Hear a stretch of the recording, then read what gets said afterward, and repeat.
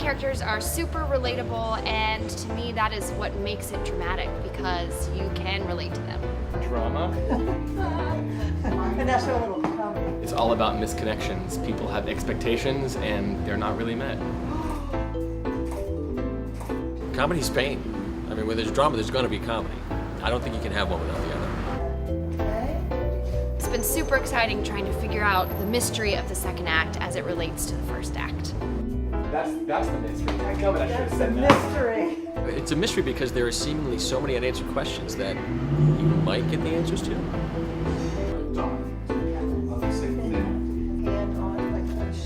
Well, I like to call it a madramedy. That's the word I'm Madramedy. using. Yes, it's a mystery.